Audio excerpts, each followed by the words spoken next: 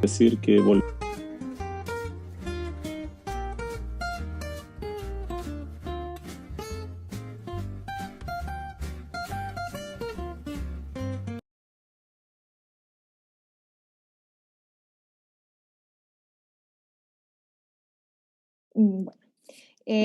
bueno, después de este intertanto que hemos tenido algunos problemas de conexión, bueno, debido a, yo creo, el alza de conexiones en estos momentos y a esta hora, pero ahora vamos a regresar con Fernando Gaspar, que tuvo que detener su intervención, pero de nuevo va a continuar con sus reflexiones. Así que invito a Fernando a integrarse nuevamente al panel. Gracias, Luciana. Yo estaba dividiendo como en tres los comentarios a propósito de la reflexión que estaba planteando hoy, y en el segundo aspecto estaba describiendo el proyecto del Laboratorio de Arte Colaborativo. Como estaba comentando, es un proyecto que inició en marzo de este año. Concretamente, ya este segundo semestre del 2020 estamos haciendo un recorrido por cuántos laboratorios van a empezar a echarse a andar en las diferentes facultades que hacen creación artística en la universidad. Y en este momento tenemos alrededor de 10 a 12 iniciativas que vamos a echar a andar ya en las próximas semanas, entre ellas el núcleo Archivo Cerrillos de la Facultad de Arquitectura,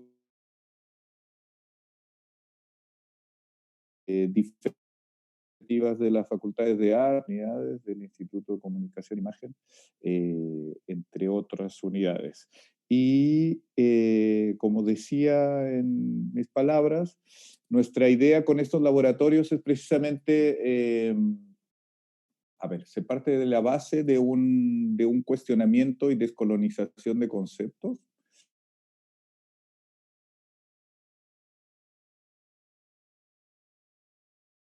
en la Vicerrectoría de Investigación. Mi vocación ha sido cuestionar la exclusividad en el uso de ciertos conceptos al interior de la universidad y por lo tanto en la valoración interna, incluso administrativa, y por tanto, por ejemplo, cuestionar por qué el concepto de laboratorio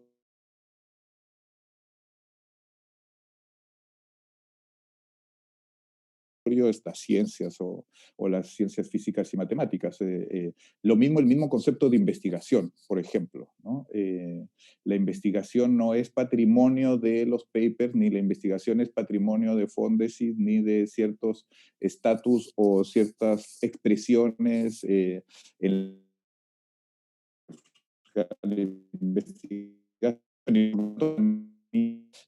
Cuestionar que la creación artística tenga incorporada investigación es una especie de militancia y al mismo tiempo de visión y mirada que tengo respecto a la creación artística.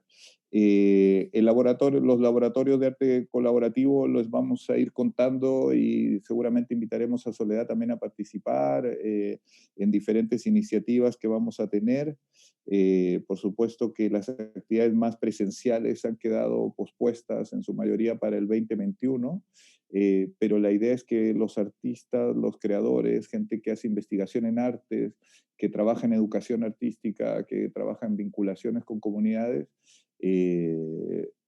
ensayen, ¿no? Ejerciten y pongan en diálogo otras formas de archivar, otra forma de construir saberes, otros saberes dentro de las prácticas artísticas y la creación artística, y que en conjunto con lo que viene, digamos, con la mochila que traen los académicos, los universitarios, porque hablamos de universitarios también vinculando a estudiantes, a egresados, incluso a trabajadores, se generen nuevas formas de generar arte colaborativo, ¿no? Y que eso pueda significar pueden ser espacios formativos, talleres, puedan ser otro tipo puedan ser prácticas artísticas conjuntas, puedan ser iniciativas en general. Y para no alargarme demasiado, quiero hacer algunos breves comentarios sobre el núcleo. me parecieron muy sugerentes las intervenciones, partiendo por Cristian y por supuesto, ya lo mencioné, de Margarita y Soledad. Me parece interesante que el archivo o el núcleo archivo, al final una palabra que utilizamos mucho en arte, quienes nos dedicamos a esto, activa, activa una serie como lo sabemos, los archivos activan memorias, ¿no? Activan desmemorias, por supuesto, activan lenguajes, ¿no? Eso me parece interesante.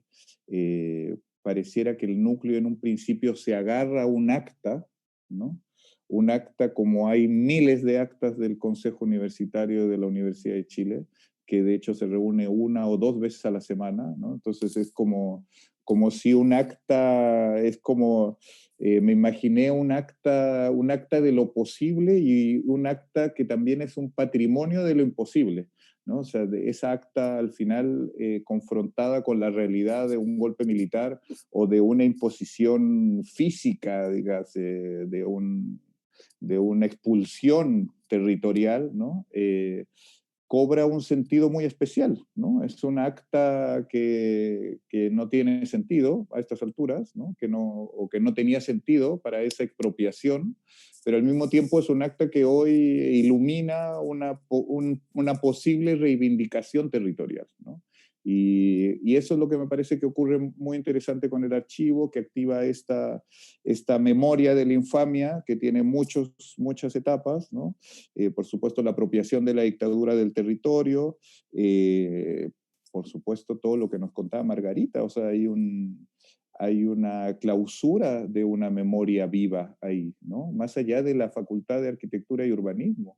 Ese mercado, esa experiencia, toda esa vida que había ahí, ¿no? Esas salidas y llegadas, como decías,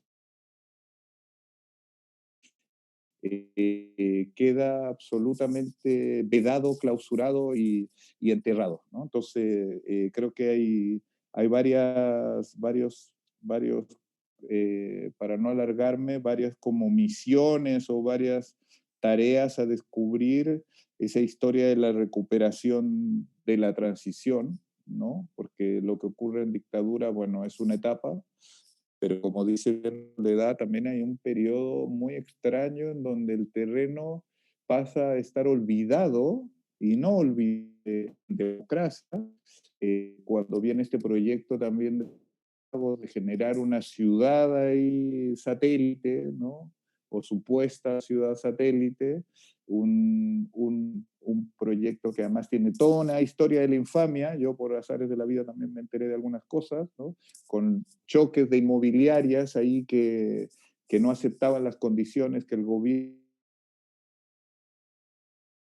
posterior del centro, ese diamante que crece ahí, que me parece fundamental, pero al mismo tiempo todo lo que ha pasado, este hospital Mula que se le ocurrió a la administración, ¿no? Y con un gasto terrible, ¿no? Esta escuela de oficiales que está ahí, hasta hace no mucho estaba la dirección de educación de Cerrillos, es decir, hay toda una convivencia de algo que no es solo la facultad, que no es solo el rol de arte y que yo creo que es fundamental que el núcleo está activando esa memoria de personas como Margarita y como cientos de personas y miles quizás, y que no solo estudiantes, ¿no? Yo creo que eso es la clave también, ¿no? Ver que hay saberes ahí de trabajadoras, trabajadores, de profesoras o ex ayudantes, qué sé yo, ¿no? Y por último, detenerme, ya no me alargo, en lo que decía Soledad sobre el corazón del Cerrillos o uno de los corazones que tiene que ver con el centro de documentación. Es interesante cómo al final lo que pasó en octubre, por lo menos para Chile, y yo lo pienso así en el arte contemporáneo, fue una explosión también de el rol del archivo, ¿no? Al final el archivo, estamos pasando a una etapa entre muchas cosas que están ocurriendo, donde hay una urgencia por el registro de lo que está pasando y de lo que no está pasando. Y eso es una tarea muy interesante y muy provocadora que tienen los centros de documentación, los archivos y todos los proyectos que tienen hoy como misión registrar el arte y registrar lo que está ocurriendo en nuestra contemporaneidad desde octubre en Chile. Eso, gracias. Muchas gracias, Fernando, por tus palabras, por también la presentación de este laboratorio de arte colaborativo, del cual también el proyecto Archivo Núcleo Cerrillos va a ser parte, y que, como bien dices tú, nos interesa mucho por esta vinculación activa que va a tener con las comunidades territoriales y sobre todo en el sentido de cómo podemos empezar a hacer otro tipo de universidad. Ahora, bueno, con todas estas presentaciones, agradecerles y daremos un espacio ahora para una conversación donde iremos respondiendo las preguntas planteadas mediante Facebook. Tenemos una que se las voy a leer a continuación, una pregunta respecto a la cota temporal. Pregunta Nicolás Verdejo. ¿Por qué la cota temporal del archivo 1957 y 1976? ¿Existe la intención de expandir el proyecto ya más internada la dictadura? Esa es una pregunta que me parece que quizás puede respondernos ahí el responsable del proyecto, Cristian Gómez. Bueno, gracias, Luciana. Sí, me siento ahí interpelado, aunque, claro, es una responsabilidad a media, en el sentido de que estamos con un grupo de apoyo y de transdisciplinar de personas que están aportando desde sus distintos saberes, y eso es lo que hace también más atractivo este proyecto. Es interesante la pregunta, o sea, hay dos aspectos ahí a considerar. Por un lado, hay una situación temporal, desde luego, respecto de lo que significó la presencia de la facultad en ese territorio, en ese predio, en esas hectáreas, ¿no? Y básicamente se constituyó entre el 57 y termina en el año 76, cuando es las distintas instancias de la dictadura que llevan a generar esta transferencia o esta salida, ¿no?, de la facultad, para terminar en una negociación, como hemos dicho, muy, muy opaca,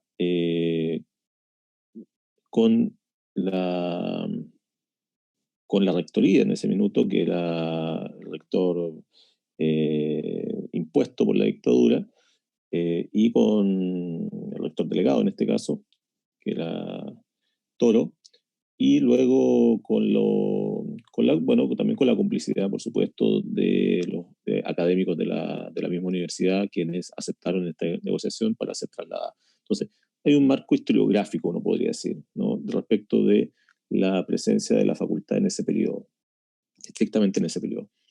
Esto no significa necesariamente que la historia de la facultad o la historia del daño, ¿no?, pongámoslo así, la historia de este daño patrimonial haya terminado ahí. Por supuesto que no. Ese daño se prolonga, y es interesante cómo con el equipo de investigadores hemos ido observando y en los materiales que hemos ido recuperando, esta historia se prolonga incluso una vez que retorna a la democracia, es decir, una vez que ingresa la transición, después de los años 90. O sea, desde el 76 hasta los años 90, incluso todavía hay cabos sueltos respecto del sistema, la transferencia que se fue realizando a propósito de no solamente del lugar en donde se ubica hoy día la facultad, sino que todo lo que significaba lo que es conocido como la remodelación San Borja, ¿no? Esa remodelación San Borja tuvo una fuerte presencia para la facultad, y al mismo tiempo tuvo un fuerte perjuicio en la forma en que fue administrada esa gestión. Administración que tardó prácticamente hasta finales de los 80, principios de los 90, en lograr consolidarse en términos de la transferencia a propósito de bienes raíces.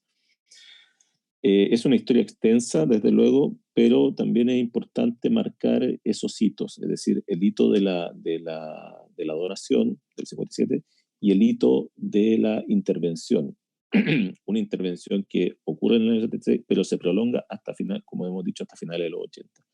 Es interesante la observación, pero al mismo tiempo nos permite señalar lo que es una historia que va a tener digamos, un devenir largo, y yo diría tan largo que nos afecta hasta el día de hoy.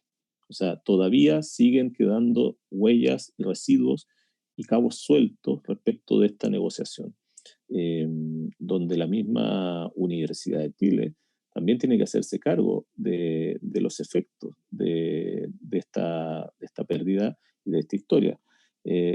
Con esto queremos decir también que no es solamente algo que uno podría reclamar, ¿no?, a todo el aparato militar de la dictadura, sino que también es algo que uno puede reclamar en términos de cómo el Estado y la propia universidad fue gestionando su patrimonio ha gestionado su patrimonio hasta el día de hoy. Eso significa que tiene un poco esta relación que antiguamente veíamos, ¿no?, que se mencionaba antiguamente como tiene doble filo, podríamos decir, ¿no? Tiene un doble filo. Por un lado, la historia de la dictadura, pero por un lado también la historia de la universidad, ¿no? La historia de la universidad también es responsable de esta situación. En consecuencia, podríamos decir que podríamos ir más allá, por supuesto, y vamos a ir más allá, desde luego, porque es por eso que el laboratorio, ese es el sentido de un laboratorio, que no todo está acotado, sino que también uno puede comenzar a descubrir otras eh, vías de exploración, ¿no? Y la invitación que hemos tenido con Soledad es a explorar esas otras vías. La invitación que hemos tenido con Fernando es también esa, explorar otras vías. Y por eso que nos hace mucho sentido la noción de laboratorio, que tiene un componente experimental, ¿no? Y ese componente experimental no solamente desde el punto de vista del conocimiento académico o científico, sino desde el punto de vista del conocimiento con las comunidades y los territorios. Digamos que creemos que ahí hay una zona de exploración muy significativa, muy experimental, pero que también donde la misma universidad o los mismos académicos de la universidad tienen que abrirse a esa exploración. Es algo que es fundamental para que se produzca ese virtuosismo de laboratorio, si es que queremos llevarlo, digamos, a esos ámbitos.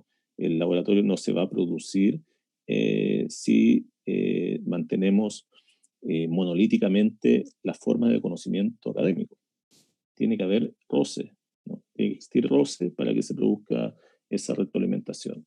Y roce significa también perder los lugares de certeza, perder los lugares de confort, perder los lugares de verdad en torno al conocimiento académico, sea de creación, sea científico, ¿no?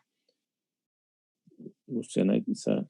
Sí, muchas gracias por la respuesta y bueno, estamos ya a contratiempo. Lamentablemente, estas desconexiones que tuvimos por problemas que van allá, más allá de lo que nosotros podemos hacer, bueno, tuvimos que acortar el espacio de conversación y reflexión. Esperamos que, bueno, que quienes nos han visto, han llegado comentarios también de Facebook que se los agradecemos también el interés por conocer más este proyecto, invitarlas e invitarlos también a estar atentas y atentos a todo lo que viene, ¿no?, en conjunto tanto con el Centro de Arte Nacional de Arte, perdón, y el Laboratorio de Arte Colaborativo de la Universidad de Chile. Y finalmente, bueno, también decirles que este panel va a quedar en las redes sociales, por quienes quieran verlo o necesiten compartirlo, pueden volver a retomar este interesante foro, panel de discusión y conversación sobre todo. Agradecer entonces a quienes nos acompañaron hoy, a Margarita por sus grandes intervenciones y contribuciones, a Soledad también por ser parte de este proyecto y lo mismo a Fernando Gaspar por tener su espacio también acá y tener el apoyo de la Universidad de Chile. y por supuesto al responsable de este proyecto, Cristian Gómez, con quien seguiremos trabajando en conjunto con, bueno, con todo un equipo que está detrás, a quien también les agradecemos ser parte. Así que invitadas e invitados a continuar en este proceso que prontamente va a también a hacer actividades de manera más pública, activa con los territorios. Así que muchas gracias. Muchas gracias, Luciana. Muchas gracias, Fernando, Soledad, Margarita, Max, que está por ahí. Gracias. Por todas las contribuciones que nos permiten avanzar en este proyecto que parte al revés, ¿no? Como decías, o sea, partimos haciendo procesos y antes de montar el proyecto de exhibición. Y eso me parece que es muy interesante para ver después cómo deriva luego de la exhibición hacia otra vertiente. Gracias por la invitación. Sí, Gracias. muchas gracias a Margarita, a Soledad, por supuesto, a Cristian, a Luciana, y yo creo que es muy natural para los tiempos que corren tiempos de archivos más líquidos, de archivos inestables y también bastante imprecisos e ilógicos, así que ya no son los archivos de antaño, creo. Así que muchas gracias por la invitación también y éxito, y los vamos a apoyar de todas maneras desde el nivel central de la Universidad de Chile, además de que queremos hacer muchas cosas con Soledad en el Centro Nacional de las Artes. Así que ahí ya le escribiremos para que el Foro de las Artes que se viene del 14 al 30 de octubre tengamos también alguna actividad junto con el Centro Nacional de las Artes. Muy bien. Muchas gracias. Gracias. Gracias a todas.